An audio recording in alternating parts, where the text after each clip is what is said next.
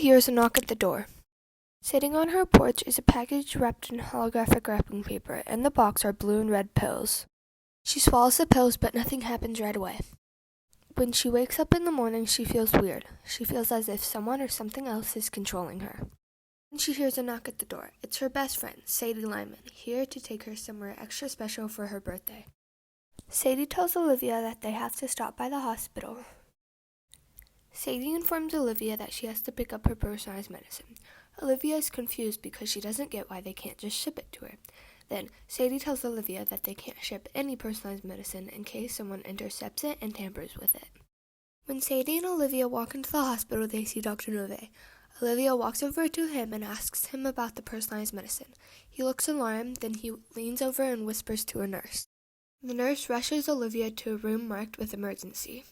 After an hour of waiting, Dr. Nove walks into Olivia's room. He tells her about the personalized medicine and how he doesn't know what it is or what it will do. Then, all of a sudden, Olivia feels the same weird feeling as before. She feels as if someone or something else is controlling her. Olivia looks at her heart rate monitor and sees her heart rate dropping. Beep! Beep! Beep! Reprogramming. Hi, I'm Troy. I'm just a regular 12-year-old kid. Well, almost. I have what I call my superpower. I can't feel pain.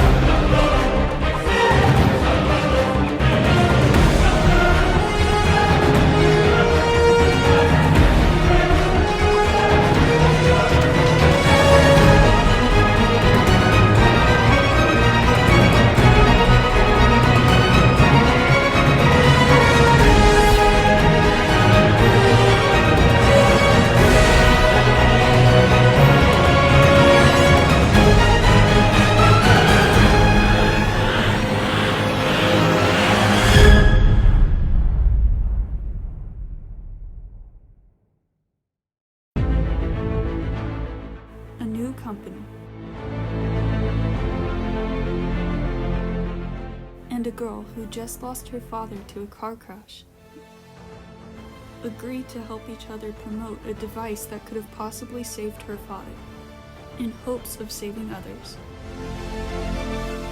But little does she know,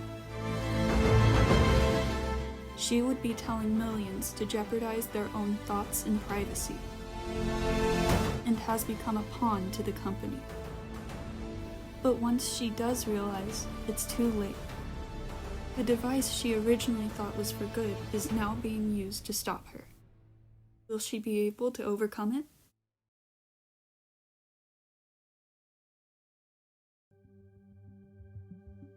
Over the decades, the world has continuously been overwhelmed by frequently mutating viruses, each new change affecting millions of people around the world and causing new technologies to emerge which detect them. When a deadly new mutation of the calicivirus 75 comes into town, Alison Ward is wary of the virus. Coming from a family of scientists with her late hydroponist mother and an engineer father, she is heavily invested in the scientific scene in 2075. She researches the calicivirus in precaution and contemplates possible solutions for a new vaccine.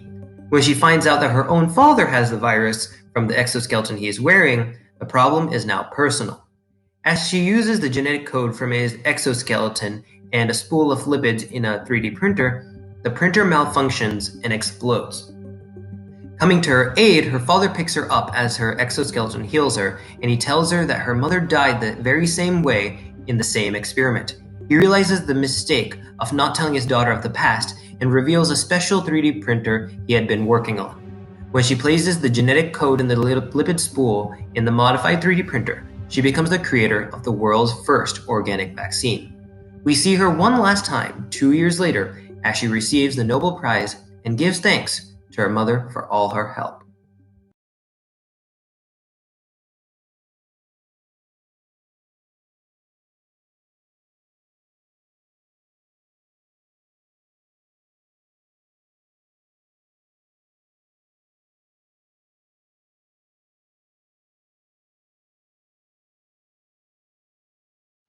In fragmentation, intertwining threads of a complex culture piece together a living, breathing organism.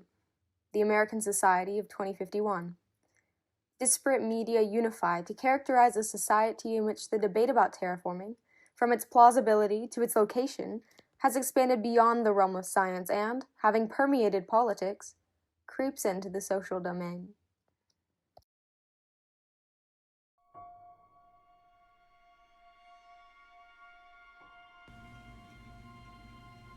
New York City, 2048. The elite mandated laws that were intended to restore our planet. Deforestation, overconsumption were no longer an issue. But the triple law destroyed families. In order to prevent overpopulation, the triple law allowed a family to consist of only 3 members. However, Alice's mother had twins. She couldn't bear the thought of losing one of her babies. So Alice, the second born, was hidden away. She was what they call a leftover. 18 years later, Alice was tired of hiding away. She was ready for the world to know she deserved to be alive. To be seen. Alice will risk everything. Will Alice finally be free? Will she prove she deserves a life?